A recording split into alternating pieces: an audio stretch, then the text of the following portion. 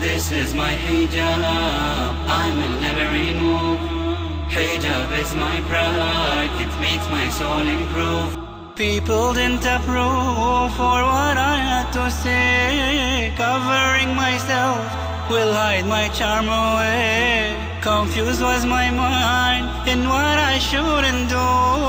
I have been so sad, my feelings never went through. My heart got that peace that showed me light. The light of my hijab, which made my spirit bright. Without my hijab, I feel insecure. Deep within my soul I feel peace and pure. This is my hijab, I will never remove.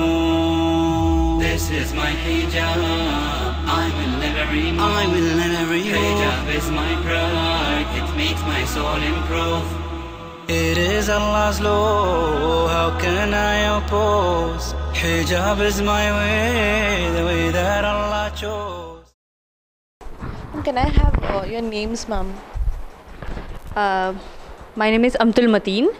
I have been a student of BSc Genetics from St. Anne's Degree College, and mashallah, being the wife of Mr. Imran, the president of the IREF, I am the manager administration and the leading speaker of the women's section at the IREF. I am a volunteer here at the IREF, and I am a student of MSc in Applied Psychology from St. Francis College. I'm a volunteer at IREF. I have completed my BSc Genetics from St. Anne's Degree College. And I have completed my M.Pharm in Pharmacology and Toxicology, and I'm the volunteer at IREF, and I also work as a drug safety scientist at Novartis. Can you tell me something about your childhood? Like, where did you grow up? How many siblings did you have? And your parents? See, I'm the fifth child of my parents. In total, we were 6 children of my parents. And my childhood was basically in Saudi Arabia, in Jeddah. I have spent a large portion of my schooling in Jeddah, and then for my 10th I came back to Hyderabad, mashallah. Yeah, a basic part of my life was in Jeddah, but actually for us the basic part where we live, though it was in Jeddah, you have heard brother Mr. Imran speaking about Saudi Arabia. So there in Jeddah, with my childhood was with all Indians, right? We had the International Indian School there. So we had so many lecturers who were Hindus, who were Christians, who were atheists. So in that atmosphere, it was like being away from India. I was in India actually there. So that was the best part, where I get to know people from different religions with that awareness and that belongingness which we have in India. It was there at the same time, mashallah. So I was born and brought up here in Hyderabad, and I am like the third child of my family.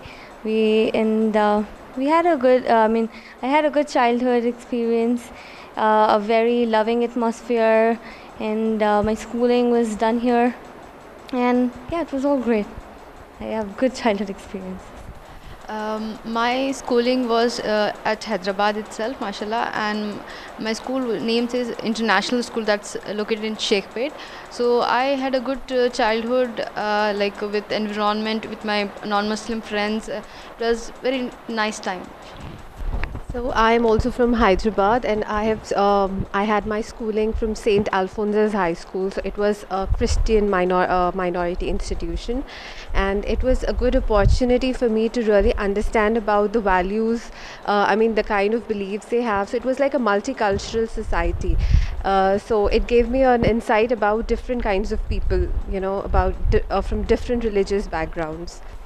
So ma'am, could you tell me something about your parents? Like, how did they influence you? How my parents influenced me was one of the greatest factor was education. Like, even there was of the psychology, as we were not educated in our times. We want our children, irrespective whether you are a son or a daughter, we want you to get educated and never be a harm for the society. Yeah, so I being a part of the subject of psychology, so there is a lot of influence of parents in selecting the career you want to pursue it, right? So as a child, I felt that my parents throughout my childhood, even up till now, they've never forced us to choose a subject. Like, in Hyderabad, there's like a stereotype of, doing engineering and being a doctor, and that's it. If you're not that, you're nothing. So my parents never did that to me. They gave me an option of choosing my own subject and excelling in that. So I think that's the best thing that I find.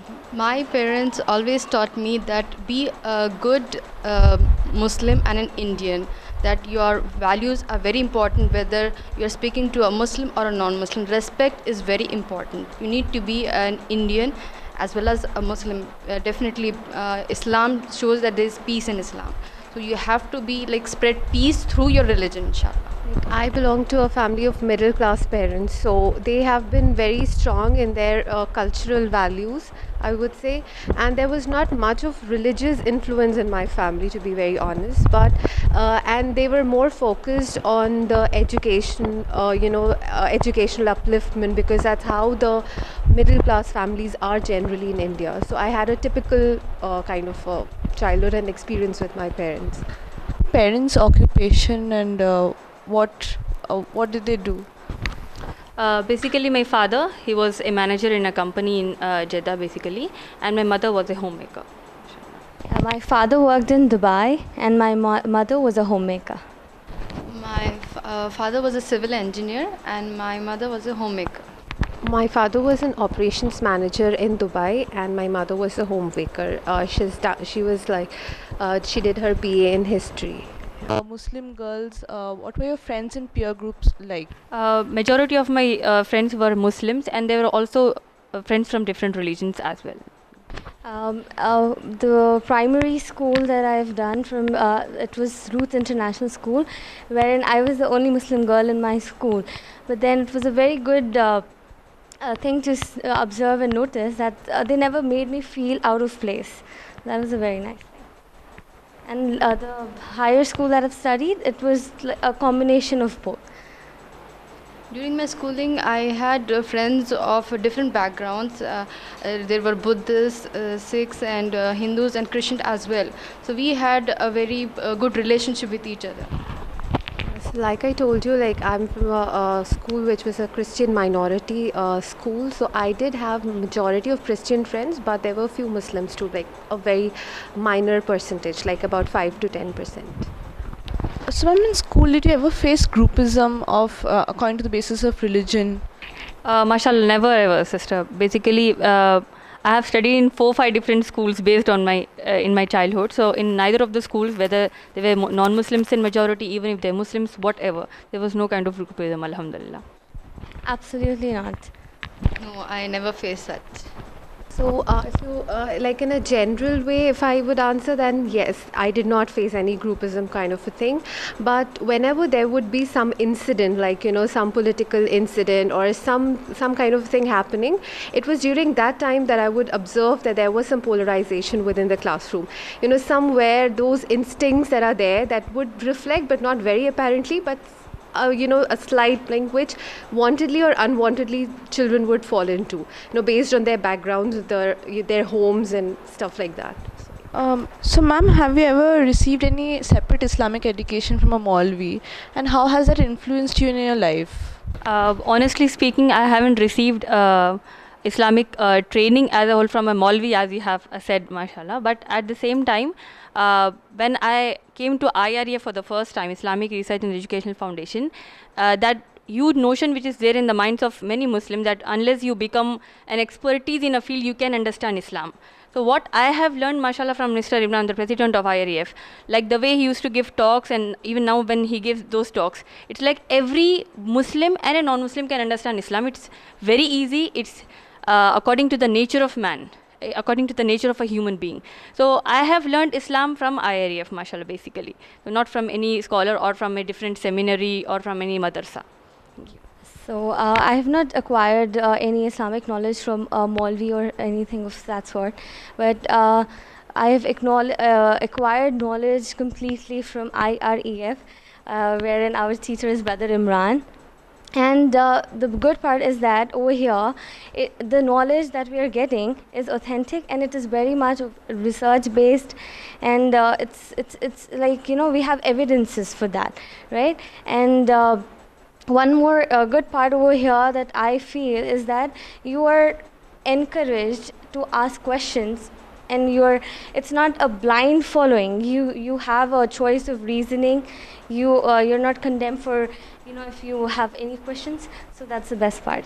I have never taken knowledge from any Maulvi or anything. Basically, at IREF, I gain knowledge, and we are asked to cross-check whatever knowledge you're taking, whether it's go back to your home, check the Quran, whether whatever you have heard is right or wrong. Check the Hadith in Sahih Bukhari, Sahih Muslim, any other authentic book. Cross-check by yourself. Don't make a blind following. This is the basic thing that is given you over here, mashallah. During my childhood, I had these Maulvis coming to home and teaching the Quran. So the sad part is that the Maulvi would just teach how to read it without, we are not allowed to ask questions, because the Maulvi wouldn't be in a position, he was not in a position to answer what it actually meant. So it was just like a parrot reading something without the understanding. So this was a case until for a very long period of time, and nobody actually questioned, and I never even thought why is it like this, why I'm reading something and I don't even understand what I'm reading. So this has been, and I think many of the Muslims in India who actually read from the Maulvis and Maulvi Sahibs who come home and teach. So it was like that. And one more important aspect is that once we go to these Catholic schools, and there they present education and the contemporary education like it's the world's best thing. And when you come home and read about the religious studies, it's like a person in a very poor condition, he comes and teaches. So you have this conflict in your mind that your religion is somewhere back outdated. So this is how it was until that I got to know about there were certain situations wherein you get certain questions and you need answers for that. And at that point of time, I came to IREF, and then I've done this 21 days program called the Dawa training program. So in these 21 days, I've learned things which I had not learned like in more than 21 years. So that is the basic education that I got about Islam, and since then it was like I've been associated, and then I've understood that religion is not something a part of your life. It is your complete life. It's the way of your life. So yeah. So what after school, what stream of college did you take up? What were the subjects did you take up? I took science as my expertise in my after school subjects, like in the intermediate we have BPC, the biology, physics and chemistry. That was my subjects, mashallah, because I aspired to be a doctor, but Allah subhanahu wa ta'ala gave me the best profession to teach people Islam, mashallah. Oh, after my 10th, I took CEC, and after that, my subjects in graduation were political science, psychology, and literature. And after that, I took MSc in applied psychology. When I was in 10th standard, I was really, really interested in the science field. So I took BPC as my subjects, and then further I continued with the BSc genetics. After 10th, I've taken BPC as my majors, and then I've done my B Pharma, and then I did my M Pharma in pharmacology, and then I've been working with Novartis as a drug safety scientist. So ma'am, did you want to take up something else in your studies but could not take up for any reason? Oh, that was the opposite for me, because my parents wanted to a general psychology in the parents, whether they are Muslims or non-Muslims. They have a general psychology that a girl should be educated so that she gets a good match, she gets a good husband, right? So the more you are educated, the qabil husband you will have. So that was the main psychology. So that was one of the reasons that my mother, especially my mother, would encourage me to be educated. But my focus was being a doctor, no matter what, whether you get a good rank in MSET, and if I want to waste 2-3 years of my life, I wanted to become a doctor. And after taking 1 year for MSET training, you have that long-term coaching, right? So I didn't get that rank to study in Hyderabad. But still, again, there was an opposition from the family, like, see, you are not getting the rank, so now what will you do? It's better you get for pharmacy. And pharmacy was not my choice of field. And it was this part of my life where I went against my whole family. my cousins and everyone. They were like, pharmacy is a very good field, but I am not interested. So that choice was there always with me, mashallah. And then I took BSc genetics so that I could do some PhD, some research in genetics. Genetics was one of my favorite fields. That was it, mashallah. So I feel that it was the mercy of Allah subhanahu wa ta'ala to have parents like what I have, who have always encouraged me to choose what I want to do. But the condition was excel in whatever you take. When I was in 10th standard, I got good marks in maths when compared to science. But I was really interested in the science subject. So my parents were always like, it's up to you. You should decide. It's your life. You should decide which field do you want. So until 9th standard, I was like a very below average student, like the borderline passing kind of a student. And at that point of time, when I was like entering into my 10th, my mom had once told me, that beta, please don't fail in 10th standard. Izzat ka sawal hai. Everybody will, really mind that.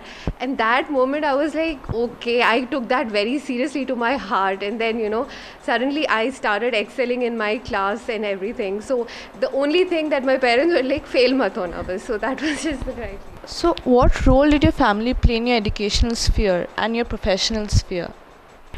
In my education, definitely it's Allah's mercy again that my parents, they were like, we don't want you to stand first in the class. It's better you don't fail. Even if you fail, it was like, okay, you failed, but don't go into depression now. Next time you can go for better marks. It's not a problem. And in education, as I said, as a matter of choice of expertise, there was a little opposition. But as a whole, okay, you are going with BSc genetics, whatever field you want, it's up to you. That was one thing. In the professional field, when I'm into this field of public speaking about Islam, both my parents, mashallah, they support me a lot in this. Like when I take up issues related to women, educating women, counseling, they always encourage me in this, mashallah.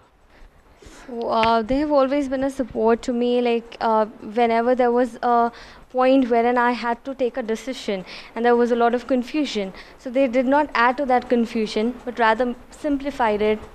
And they used to show me the scope of whatever subject I was trying to choose. They gave me options like, if you take this, these are the scopes in this field.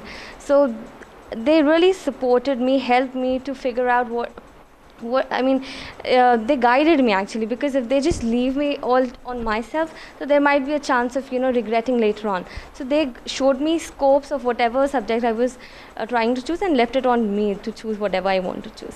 When I was in intermediate, I was really eager to go for my higher education for BSc nutrition.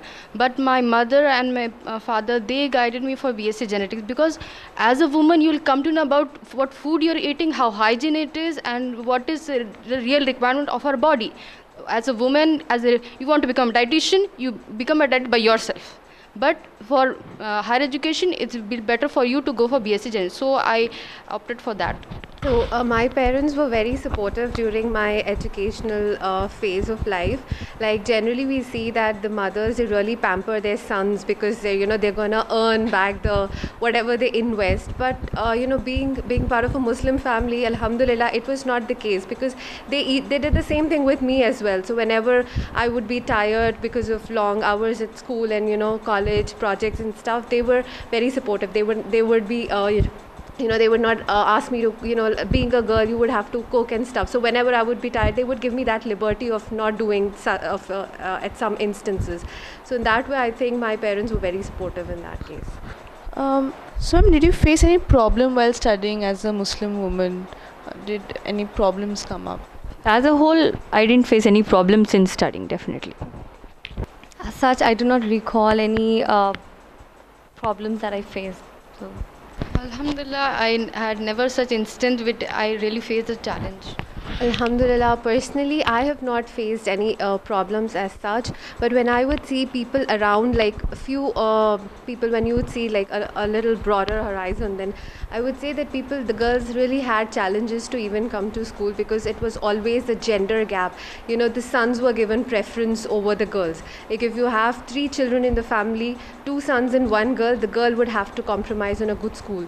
So that is something which, I had seen in general. It's not restricted to Muslims. It was in general with the Hindus and the other cultures as well. So according to you, what role has education played in your life until now?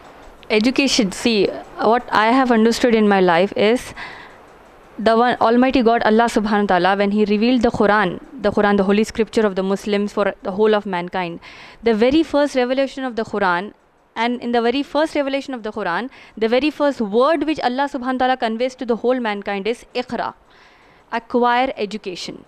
So the moment I read this word, this ayat and this word, and then it was in my family, in the Muslim family, it's there that education is a must, because that leaves you from the darkness of ignorance and it brings you to the understanding of human life and the cultures and everything. So obviously, without education, I mean, if you ask me to explain in a sentence, it would be like there is no difference between an animal and a human. So definitely, I would say that the education that I've acquired has really played a huge role in my life.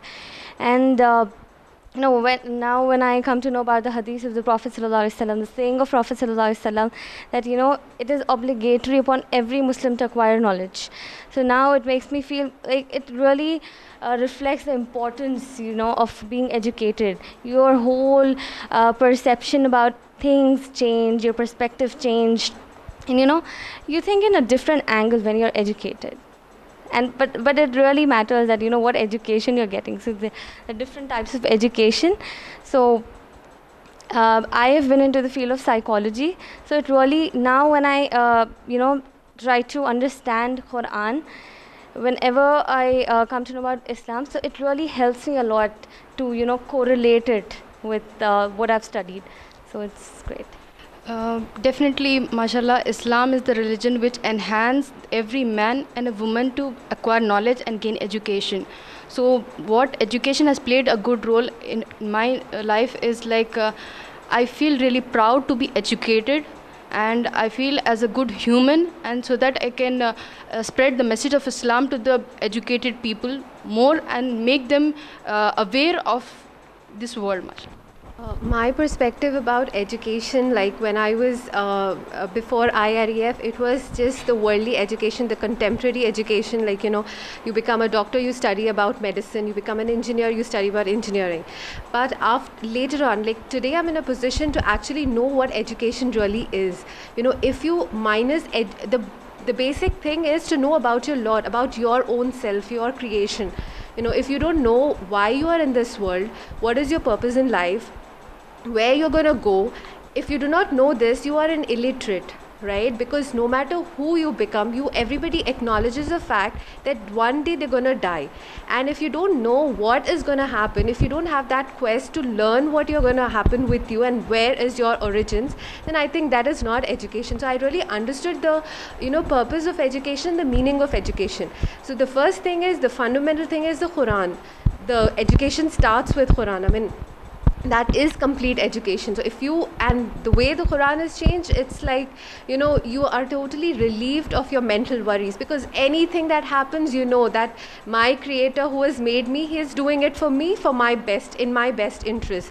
So that way it has like totally relieved me out of every kind of worry. As you know, that depression today is one of the most common and deadly diseases.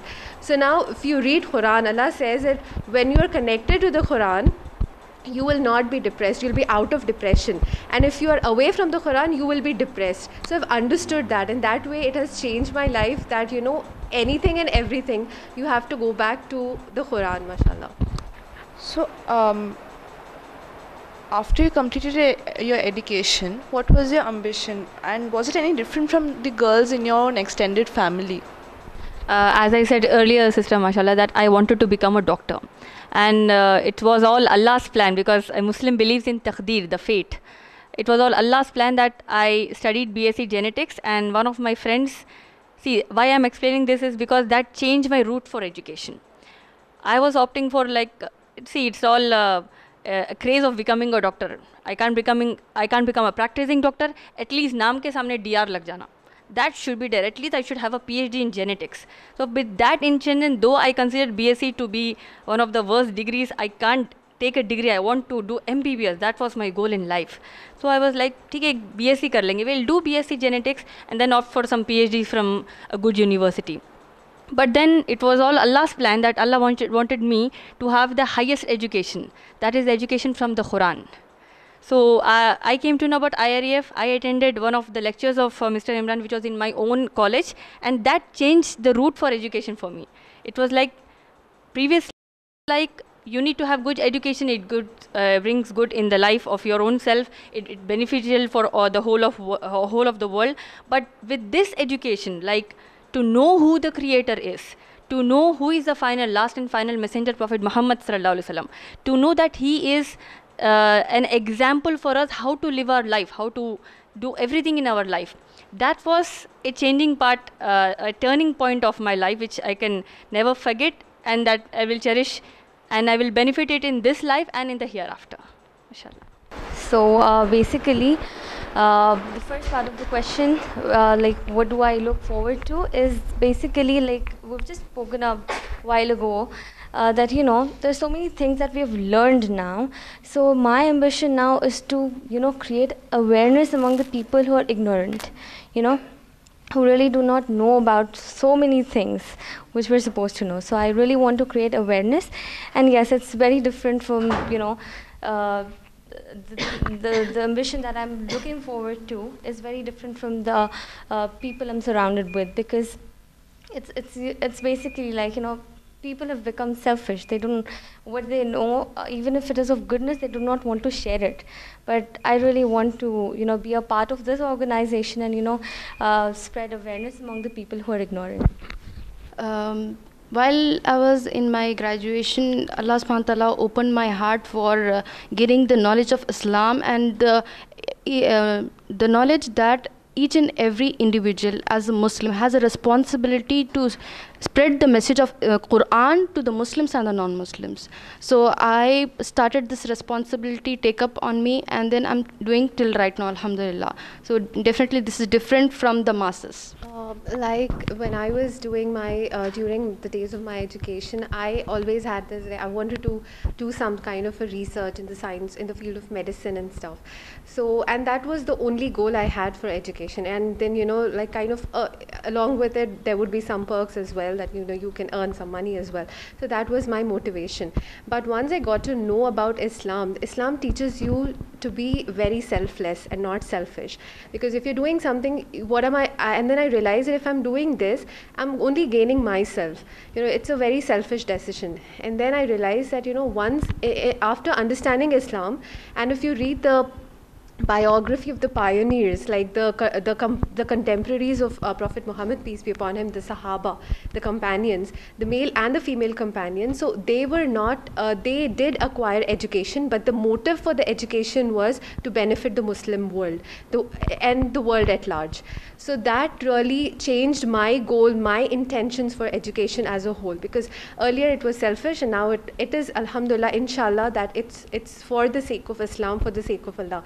And also that there's a stereotype that Muslim women, it's actually not true, though it's just a stereotype that Muslim women are very backward and they are not educated, they're forced to sit back at home. So I also took that up as a challenge, that no, Muslim women are not like that.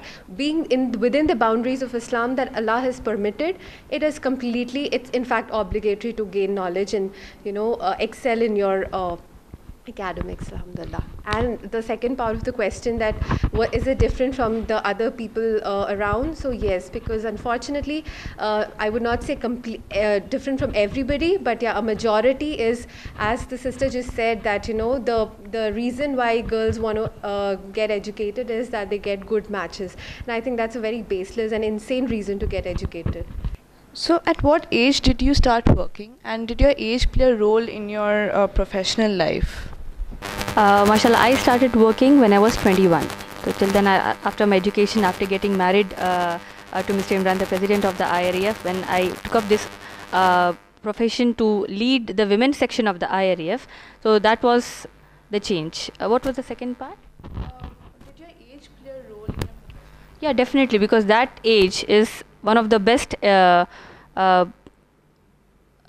range that I can say, where you're into your youth and where you can explore different things. So that age, if it is used in the right profession, in the best profession, so that will yield more results then, mashallah.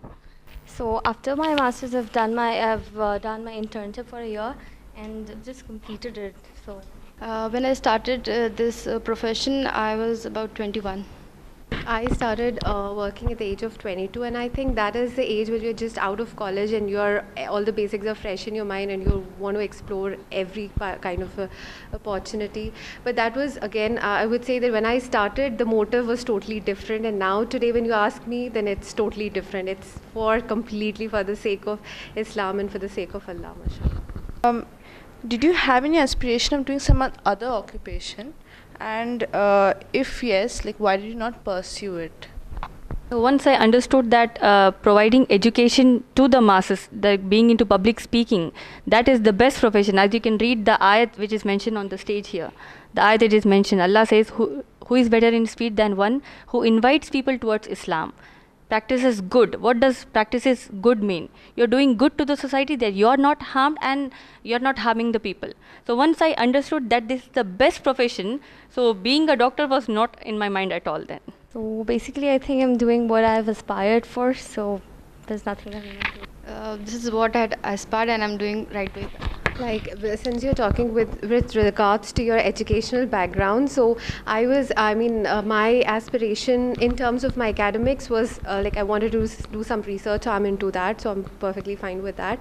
And alhamdulillah, that is now, it seems very baseless. Like, why did I even aspire for that? Because that is taqdeer, and that is what Allah has destined for me. But the actual thing that I need to strive and I want to do more is in the field of dawah. Inviting non-Muslims and non-Muslims towards Islam, giving the right education about Islam, clearing all the misconceptions and all, breaking the stereotypes against Islam. So that is my primary motive, and inshallah I hope that I give more time to this in future, inshallah.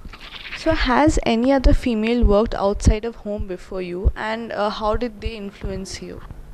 One of my sisters, two of my sisters basically, they worked in different in a hospital and in different avenues as well. But that was like the way we have in our families, right? Back 15 years back, it was like, "Bachi kaam kare." A woman is working now. So back in Saudi Arabia and Jeddah, or even here, if my sisters they were working, that did not carry a large impact on me. Okay, they are doing a job. Okay, one day even I will do a job, but I didn't knew that I'll get the best job. I've seen a lot of females working in my family, and a lot of females surrounded by me. But then one woman by whom I really got motivated with was Sister Amtul Mateen over here. Because over here, there's like so many people coming from different areas of life for help, They really have family issues. I mean, I'm talking about Muslims and non-Muslims both. I mean, non-Muslims have misconceptions about Islam, and Muslims, they have so many family issues that they're not able to deal with. So, when I used to see that really motivated me to become something of that kind, being a help for other people. So that really motivated me. My in my life I have seen, as she is my sister Amtul Mateen, so I've seen her as a teacher, how the best profession is like hers, mashallah, to spread the knowledge of Islam to the others, and that's an inspiration. Oh, alhamdulillah, in my family I had seen my maternal aunt. She was working in a school, but there was always a kind of a thing that really did not motivate me to be like her, though, because somewhere it was not very appropriate. Somehow I felt that it was not right for a Muslim woman. But then when I saw Sister Amtul Mateen, when I first met her the first time, I was fascinated, a Muslim woman completely clad in the perfect abaya as per Islamic principles, and this lady, she is speaking good English, she is educated, and that was mesmerizing for me, alhamdulillah. So that really because I was from a background, you can understand Christian minorities, wherein they have this kind of thing that, education is the only thing, and, westernization is what you are taught by default, and you have this in your subconscious mind. But when I saw her, I really thought, this is what a Muslim woman is actually like. So she was like a complete blend of, everything, doing everything, and within the limits of set by Allah subhanahu wa ta'ala. So she was a great motivation, and she and when I saw her, she had 4 children, and she had all the 4 children, beautiful. I mean, those children, they are at that point of time, I felt like they can convey the message of Islam better than I could do at that point of time. So that was like her brought up. I mean, the values that she had, being a Muslim woman, a mother, instilled in her children, that those were like reflecting in those kids, and then that was like a real motivation. Because you see, as you know, that working mothers you see these days, they drop their children in crashes, right? And I have seen in Novartis, you have a huge crush and that's always full. But Sister Amtul Mateen, she had 4 kids at that point of time, and now she has 5 kids, mashallah, but they never saw the face of a crush, and they are always there. They go to school, they're normal kids, and they are brilliant kids. And so, that is what Islam teaches, like complete balance in your work and your professional and your personal life. So it's a real motivation for me, mashallah. So, did you ever feel any kind of gender stereotypes while aspiring for a specific job? Any kind of discrimination based on your gender? As I have earlier said that this is the only and the best profession which I have taken. I haven't done any job before coming to the IRF in any other field. So being at IRF, because we are preaching Islam here, we are learning Islam here, we know that there is no gender gap, there is no gender discrimination in Islam. So by default, when we are taught that there is no gender discrimination, I never experienced that, mashallah. So basically, I haven't really, noticed anything of that sort, because my parents have always given us the same treatment. I have a brother, and there's no significant, change in behavior when it is my brother or me. It's always the same. My family, I have 2 brothers and my sister and myself, but my mother and father, they never discriminated between us that you are a daughter and they are sons.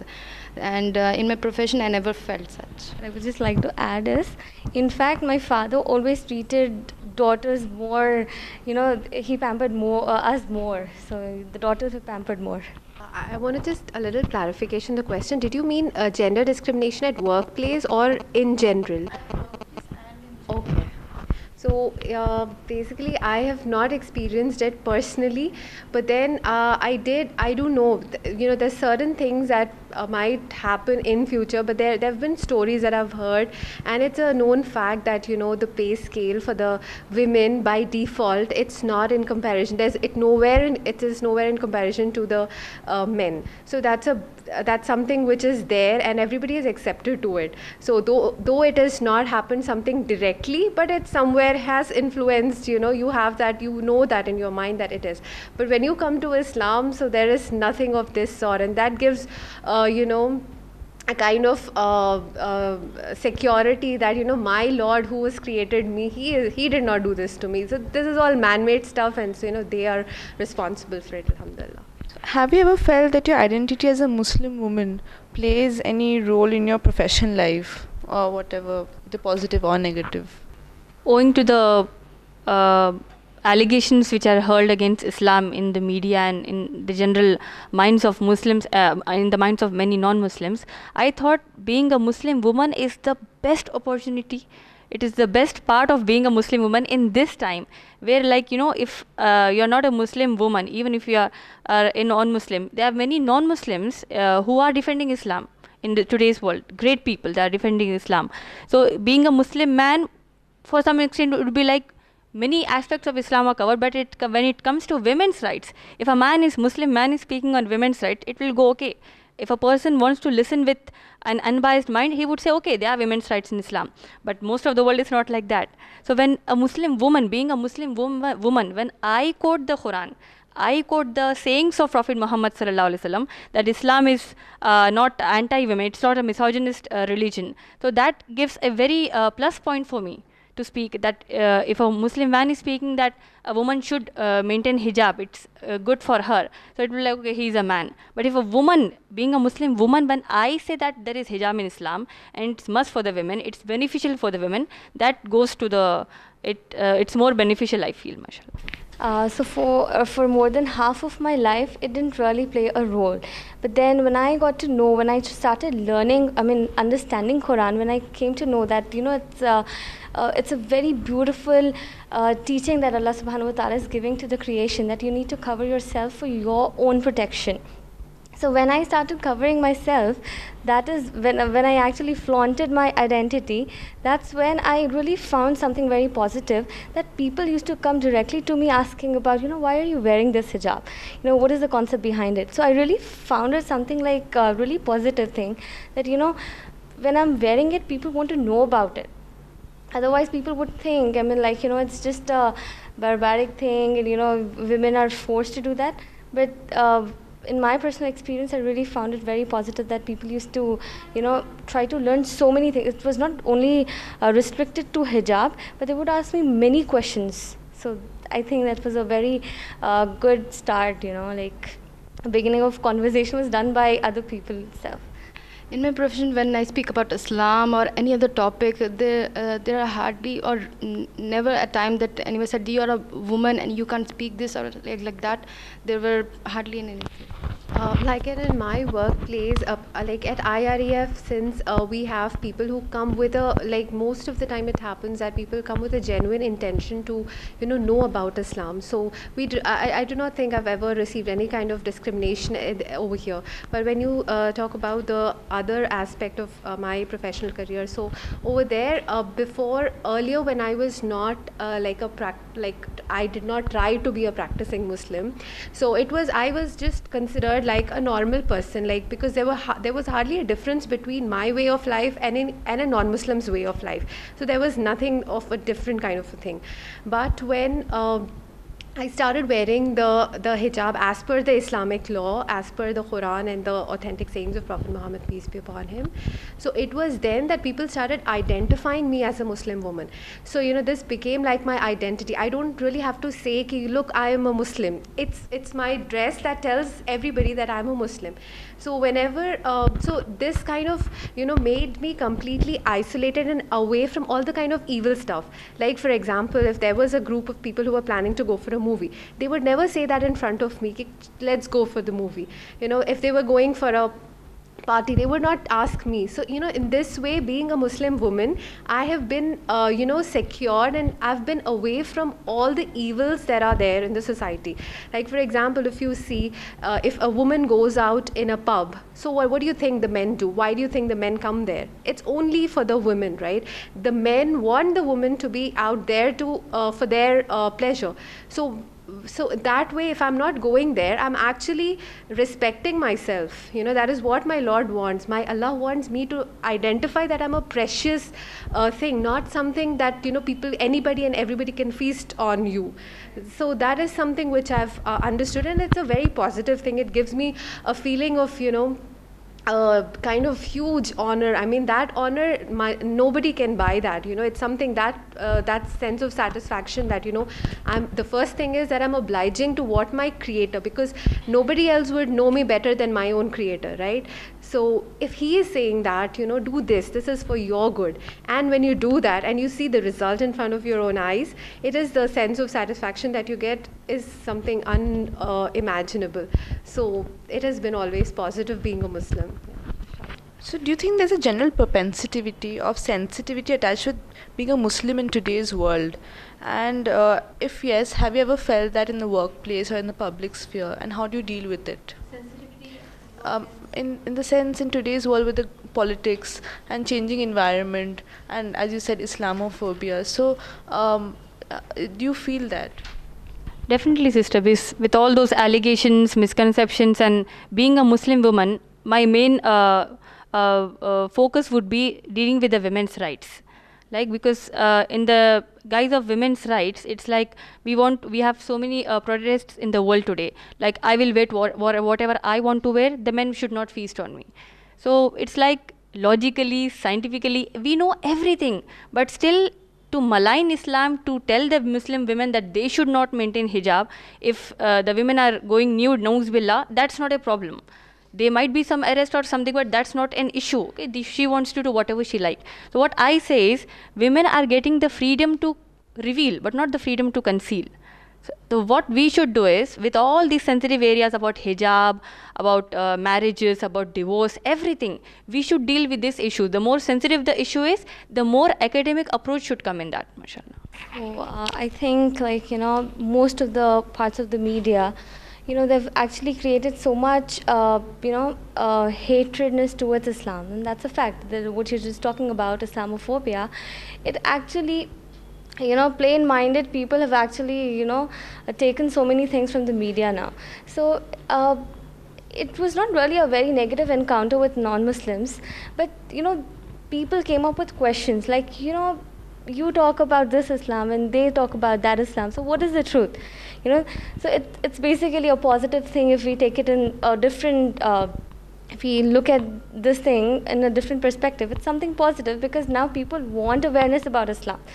So that's how I take it. I mean, like, yes, people, a lot of non-Muslims that I knew, they started coming up with questions like, what is this? What is this? I mean, when they see something on the media, they immediately ask us, you talk about one angle of Islam and they talk about something else. So now they have started studying directly from the scripture, and then they feel like, they're being fooled.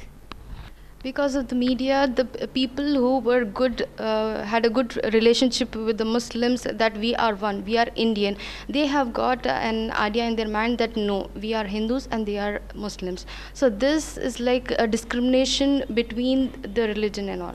So because of this, they really need to know the religion and not you should not follow the media.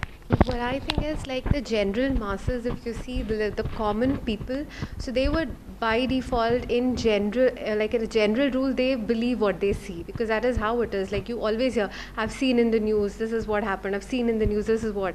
But out of that number of people, there are only a very minor percentage who actually goes back and verifies whatever is being told.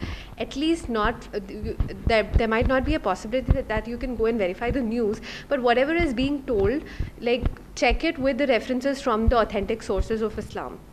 So very few people do it.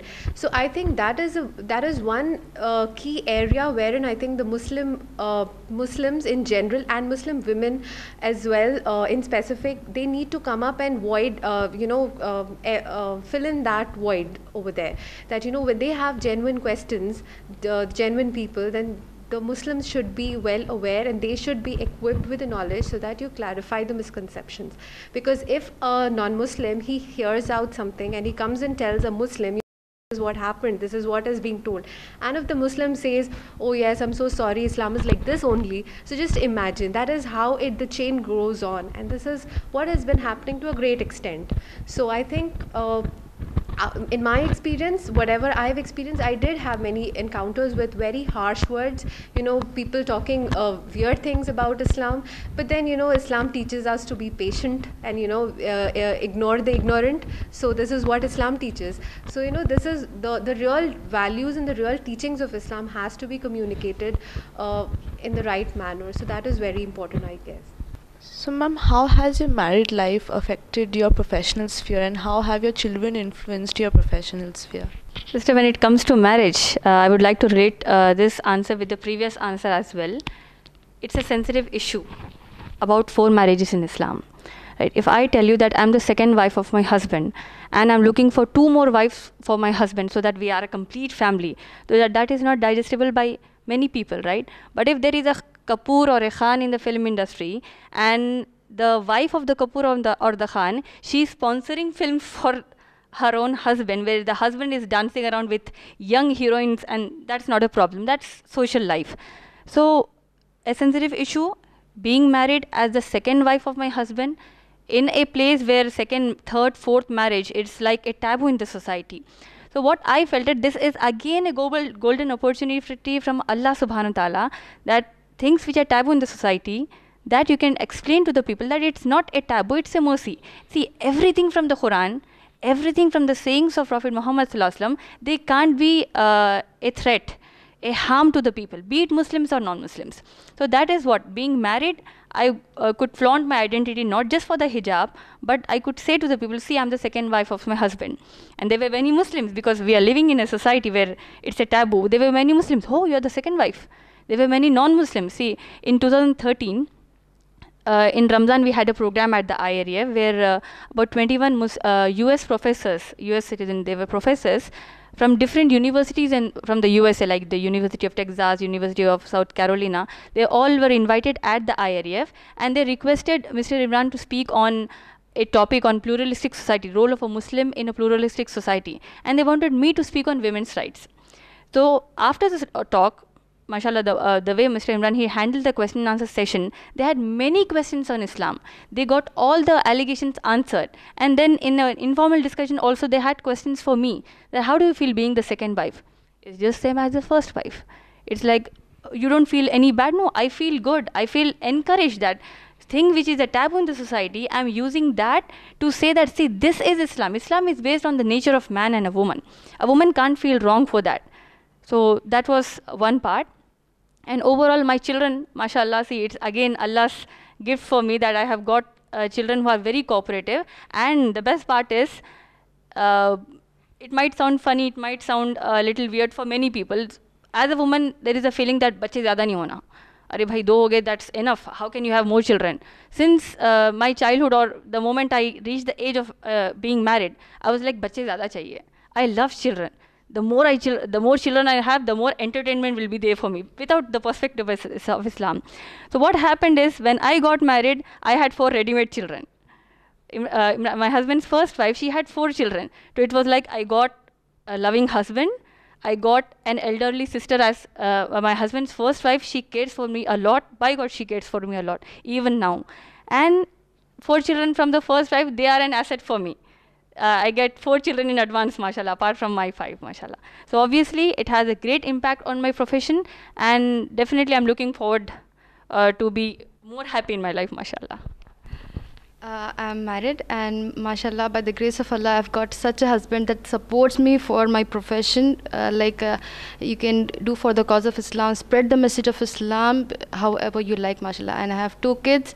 My daughter is 4 years old. She reminds me when I forget something that, Mama, this is what you forgot. And it's like great for me that Allah subhanahu wa ta'ala bestowed me such a daughter, alhamdulillah. And my son, he's just 1 year old. So in your family, who makes the major household decisions? See, as the logic goes, you can't have 2 managers in one company. So that's a logic which all of us know. So in a family, we know that in every culture, the man, the husband, he is the authority, he is the leader of the family. As Allah says in Surah Nisa, Surah number 4, ayat number 34, that man is the caretaker of the woman.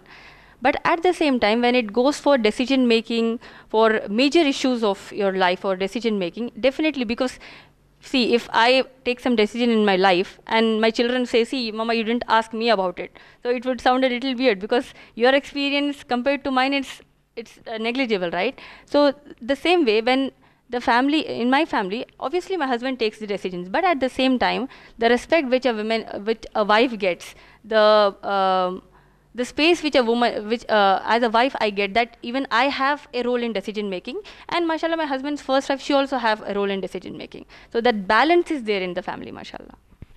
So basically, in our what I've seen in my home is that, you know, the ultimate decision is taken by my dad, my father, but then it's not something that he does it by himself and doesn't take anybody's suggestions or considerations. It's not like that. He talks to my mom about it, he discusses a certain issue, and they come together with a conclusion and a decision. Definitely the major decisions of life are taken by my husband, but with my concern, and that what is your perspective to this subject? How can we brought up our children? How is their schooling done? What are the lacking in our children? How can we encourage them for education? These are our topics, and definitely he changes his angle of thinking when I give him some different suggestions that is better than him. So we are not neglected like that, alhamdulillah.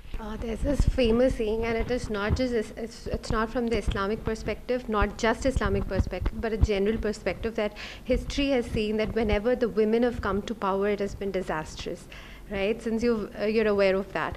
So in that broader sense, the power to execute the decisions is from the men, right? So my father has always been the main driving force, but this does not exclude the fact that the women are not consulted. But in fact, if you see the Seerat of Prophet Muhammad, peace be upon him, there have been several instances wherein he would consult his wives for the major decisions. It's not just the household decisions, but the entire decisions of a nation. Can you imagine? And the four great caliphs after Prophet Muhammad, peace be upon him, during their lives, they would go and consult the wives of Prophet Muhammad, peace be upon him. It's again not for their own personal life or the household, it's for the entire Muslim ummah. Okay, the Muslim nation, which is from in the west, extending from Paris to the east until India, south until Africa, and in the north until China. So this was the area that was covered during the time of Uthman Radiallahu Ta'ala anhu. He was the third caliph of Islam. So it was those decisions that were taken after consultation with the women. So you can never exclude the fact that the women are not. But the only thing that Islam says is that you cannot overrule your husband in case if it's a husband or it's a father. You cannot go against them. The ultimate decision goes there, but you have complete right to give them suggestions as per the Islamic law. Inshallah. Yeah, actually, I just saw a funny post on Facebook few days back. It says that if the husband is the head of the family, then what wife is? And then they said wife is the neck of the family, and it turns the head wherever it likes. So though it's funny, but see. Though husband is the main person to take decisions, the influence of the wife is there always, be it a Muslim or a non-Muslim. So what Islam says is, if the wife is righteous, the way the wife of Prophet Muhammad sallallahu alaihi wasallam, Khadija radhiyallahu ta'ala anha, she is the wife of our beloved Prophet sallallahu alaihi wasallam. In decision making, she was always a motivation to the Prophet, peace be upon him, to take good decisions, to take the best decisions beneficial for the family and for the world outside. So that balance should always be there, mashallah. So, how is the relationship with your family, natal and marital? Mashallah, it's like contrary to the popular sasural wale which we have in our society. For me, both are like two maikas for me, like two my parents' place or my in-laws' place. I don't find any difference. At the same time, and with this, I would say that I get pampering from both sides. When you are in this field, when you have children, you have a good family background. So it's like when you are in this profession, it's like every now and then I get feedbacks, I get different words of encouragement from my parents, from my in-laws to do more work, mashallah. At my home, there's a very, happy atmosphere. Everybody's good to each other, and there's hardly any, negativity between. At my mom's place, like my brother and sisters are really very supportive, and at the same time, like my in-laws and my husband, they have a very good relationship. They encourage me for this work, mashallah. Yeah, so I have a very supportive family, alhamdulillah. And the concept of family in Islam is like such a beautiful one that nobody on the face of earth, they can, nobody belonging to, irrespective of their religion, culture, anything, they would not disagree to this fact. The basic rights, if you see that the entire society, the building blocks are the families, right? If the family is good, that means that community is good. That community is good, and then the broader society in itself becomes good. So Islam, it lays down importance on the basic fabrics of the society. That's the family. Now imagine, like, if the properly balanced rights of the wives and the parents. Generally, it so happens that in the Indian society, what happens is the man gets married and the woman comes to the husband's home, and this woman is treated as like a servant, like a maid. I'm not exaggerating this, but everybody must be agreeing to this. You see so many cases wherein the saas bahu problem comes in, and the husband is like, he's always like, completely split between the mother and the wife. Islam gives a perfect solution to this. Islam says that, if you are getting married and if the wife wants a separate accommodation for herself, be it another door, it could be opposite doors in the same building or whatever. if the wife asks for that, if she demands that, then it's obligatory upon the husband to provide her that. You cannot imagine, once that is done, most of the problems are gone. You know, that's a fundamental thing. So this is how Islam lays importance on the family values. And there's a famous saying, it's better to meet, you know, if you meet once in a while and you're happy with your hearts open and wide, it's better than staying together and with all the animosity fighting every day. So it's obviously better. So anybody, you ask a Hindu woman, do you want to live with your in-laws? You know, being good with in-laws is again highly recommended, but not at the cost that the in-laws completely interfere in your life. You know, importance is given more to them and not the husband. End of the day, she becomes a slave of the household. So this Islam does not allow at all. And then the concept of bridal money that is given, like if you see the other cultures, it's like a mandatory kanya daan jo hota hai. So that is like you're actually donating your daughter. But in Islam, it's completely opposite. The man gives the dower to the wife because that's a condition. And the woman decides that condition. It's not the man. If the woman says, I want 10 lakh rupees as a dower, he has to give. That's a condition. And if the woman says, no, I don't want anything, I just want to get married, just, you know, just teach me an ayah of the Quran or teach me a part of the Quran. She can even ask that. So there's no upper and lower limit. So, you know, this is all like, you know, the basic foundations of trust and mutual understanding and love between the two partners. You know, when you start marriages with things like, you know, dahez mein itna nahi diye, you know, all the domestic violence, you know, all those would be cut short. They would not even exist in the society. Imagine the wife asking for, did you ever hear of that kind of a thing? I mean, that's something the best. Imagine this is why it is, you know, this proves that it is from the creator, not the creation. It is the one who created us has set these laws. So these are completely in interest of the women and not the men. So the feminists, if they know that this is what the right is, you don't have to go and ask the men for your rights. Your Lord has already given those rights. You know, so basically if you follow these conditions, then I think the marital home and your parents' home, the natal home would all be the same. There would not be difference. You would still love your in-laws just like you love your parents, because there's no dependency or, you know, there is no superiority of your in-laws. You're not slaves of your in-laws. You know, if there is Islam in the middle, then everything is perfectly balanced, mashallah. So how do you think religion has transformed you as an individual, and how has it transformed your professional sphere? Absolutely, sister. Without religion, there would be no transformation, like not in the good sense, obviously. It was just like you're living a life, you'll live and you'll die. You don't know who gave you the religion. So in religious wise, if you analyze, the moment I understood that Islam, see, religion, what do you mean by religion? It is just a school of thought, like some rituals, how to offer salah, how to give charity. These are a part of Islam.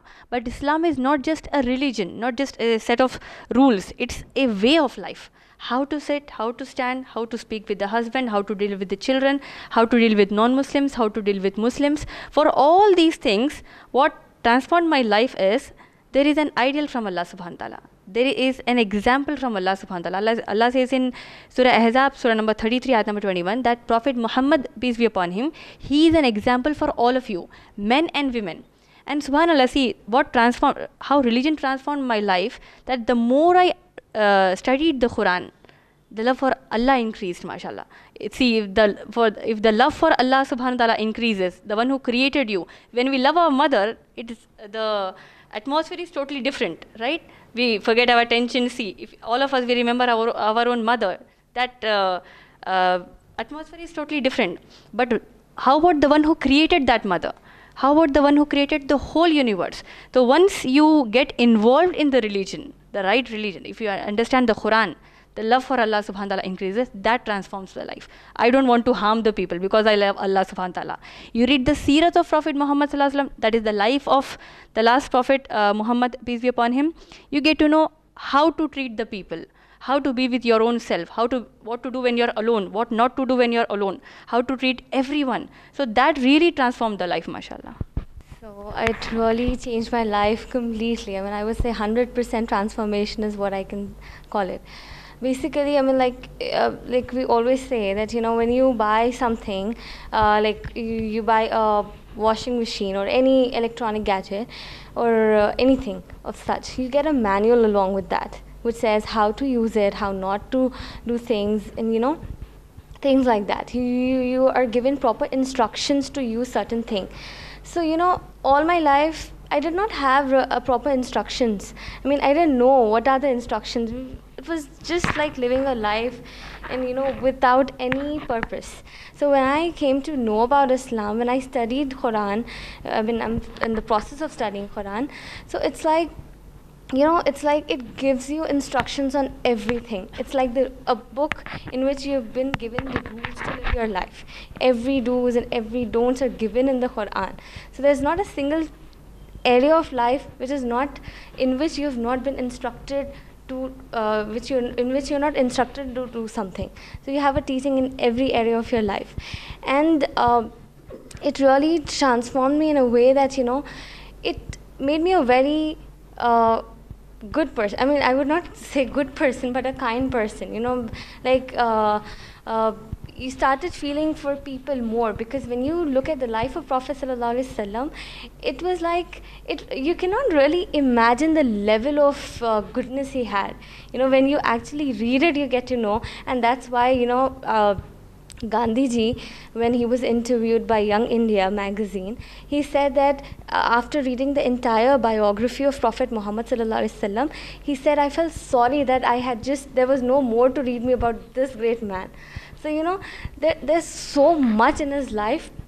So everything that we learned from Quran and Hadith has really changed my life completely. And one best thing about Quran is that in so many ayat, in so many verses of the Quran, Allah subhanahu wa ta'ala is asking his creation to ponder upon so many things.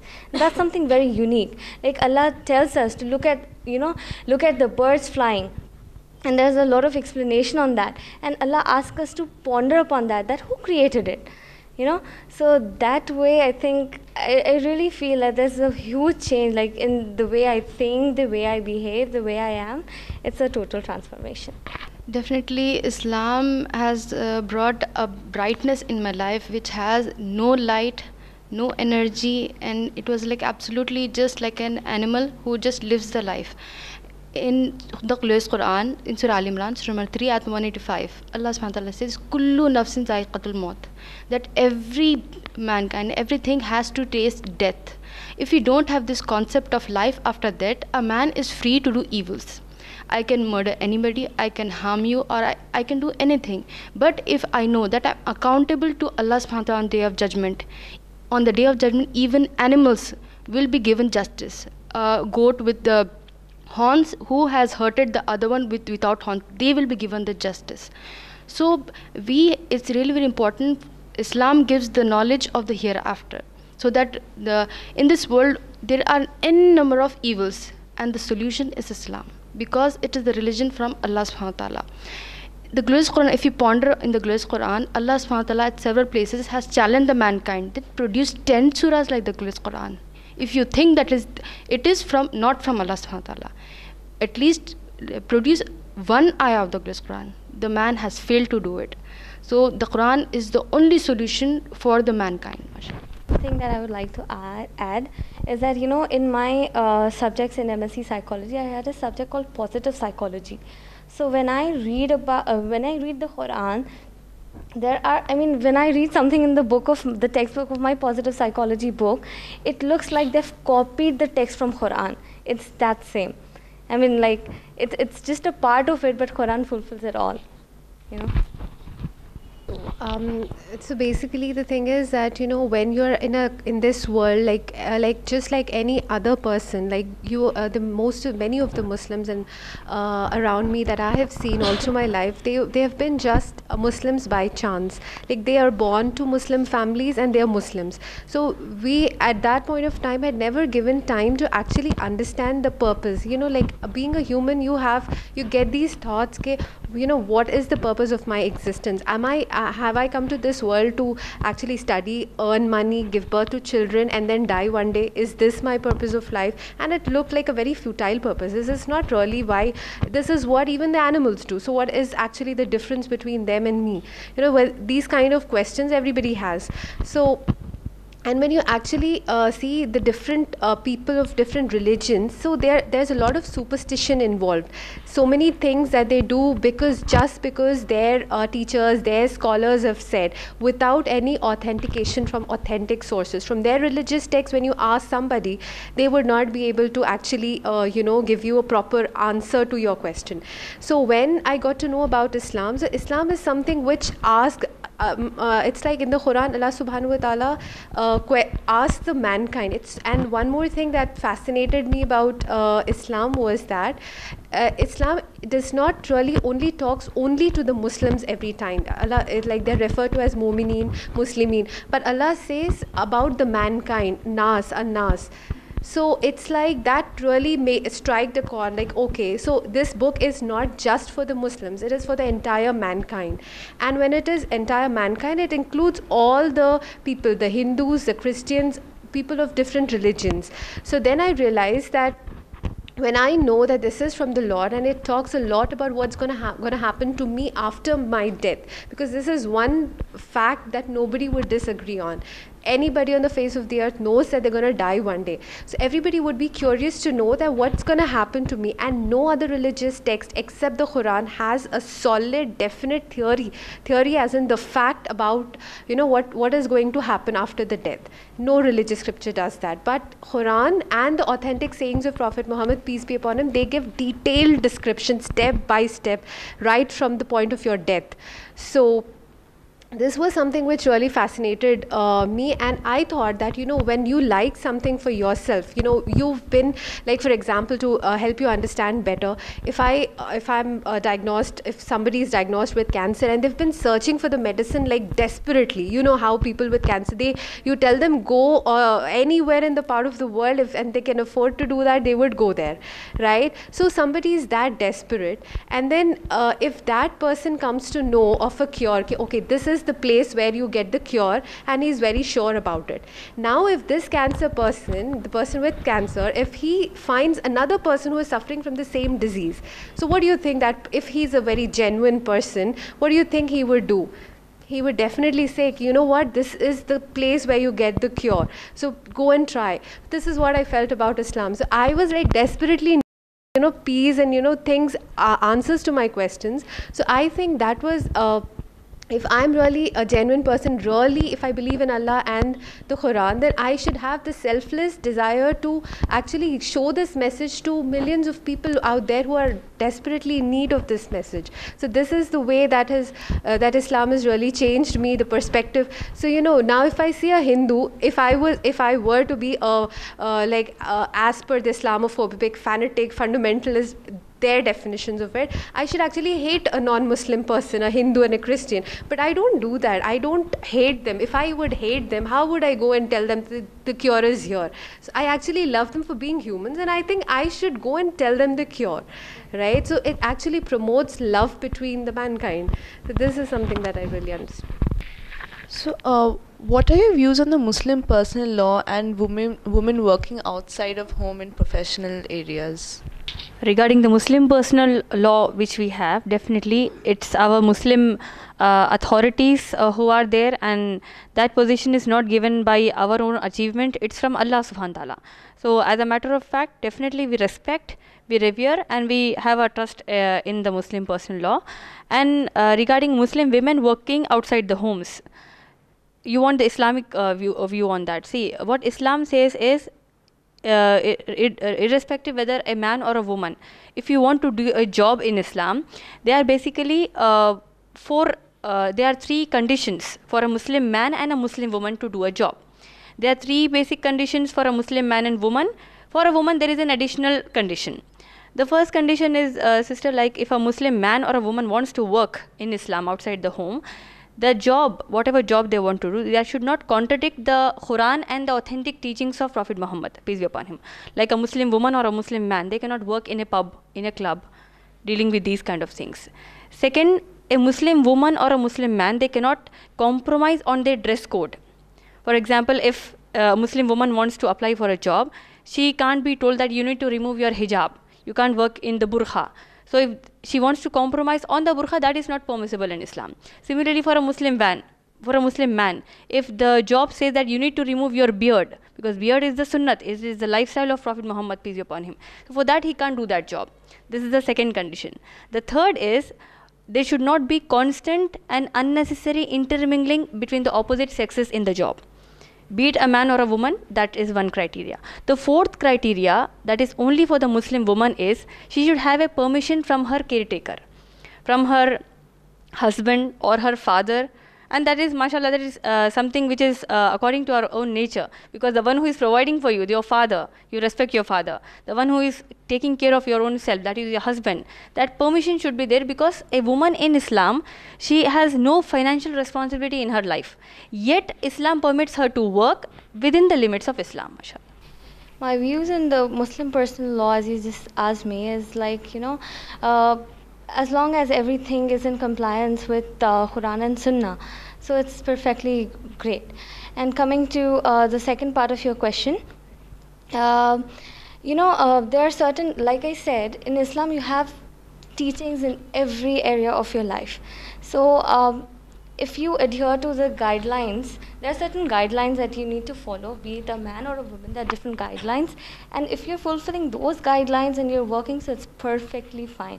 In fact, it's great. And in my view, I think women should actually work, because if you look at the life of the companions of Prophet Muhammad sallallahu alaihi wasallam, the female companions, they contributed so much in the worldly fields. It was not that they were just sitting in one corner of their house chanting beads. It was absolutely not like that. They really worked. They had contributions in the medicine field. They have contributions in so many areas of life. In the terms of education, everything. So I think if we should really take them as our role models, and really try to, instead of just coming in this life and going just like that, it's good to give some benefit to the society and die, so that people at least remember you for good. Muslim personal law, they are the authority to make decisions for the Muslims. I highly respect them. And when coming to the profession, like when a Muslim woman works, whatever the earnings she has, the husband doesn't have any right to ask for her earnings. And it's up to her whether she spends her, whether she throws anywhere. It's absolutely up to her. And this is the right that is given to the woman in Islam, mashallah. So I think the Muslim personal law board, as the name suggests, so it is as per the laws of Islam, the Quran and the Sunnah. As long as it is adhering, so I'm totally, up for it. In fact, that is the law which actually is for the betterment for the women in general, mashallah. And in terms of women working, so it's always considered, when you say work, it is always in terms of monetary benefits that you see, but that's actually not true. Work could be of any kind. Now if you see the women who are actually working for the cause of Islam, who like Sister Amtul Mateen, this is like a work that is something which is better than any other kind of work, because if women are working out in the different sectors where they are being paid, so that is like a very restricted and a very narrow sightedness, that you're working for money. But here, this kind of work is something which needs a lot of dedication, and this is purely for the benefit of the masses. It's not just your own benefit, mashallah.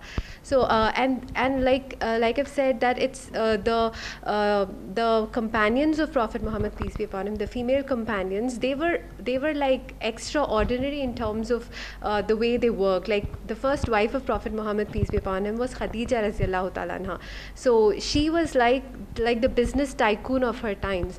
Imagine, like today, if you say a Bill Gates as a woman, so that would like boost all the women's spirit. Now imagine, at that point of time, she was a tycoon. She had like business spanning from all the corners of her city, so mashallah. And then we had Sauda radhiyallahu ta'ala anha. She was also the wife of Prophet Muhammad. She had the leather tanning industry. There were companions who had industries of perfumery. And Rufaida al-Ansariya, she was a Sahabiya who actually started the ambulatory services, which is still recognized. And there is a Rufaida al-Ansariya Peace Prize given in the University of Ireland every year in recognition of the services. Like the outstanding performance in medical services is given a price even till date. And this is not from a Muslim source, it is from the non-Muslim source. It is there on Wikipedia if you would like to see. So this is what this is how Islam empowers women to actually work, and the work is very selfless. It's not restricted or limited to monetary work that you see. But yes, if you say that women should be allowed to work as air hostesses, then I would say that is like, it's not actually giving them rights, but you're depriving her from her rights, because everybody knows that how women are treated there, because it is for the comfort and the luxury of the men. So the women have to understand that you are not an object of you're not an object to be used for men's luxury, right? So this is something that we need to understand when you talk about women working. So it has to be for a greater benefit and not for the loss. See, basically, sister, when we get questions at the IREF on Saturdays, when we have a question and answer session, I handle a question and answer session. So when we ask the profession of the sister, some of them say we are working, some of them say I'm a homemaker. So it comes with that inferiority complex. So what we try to educate here is, being a homemaker will not make you no lesser than a working woman. It's not like you are degraded and the working woman is upgraded. As long as there are many women who are working from home, who are providing benefit to the society.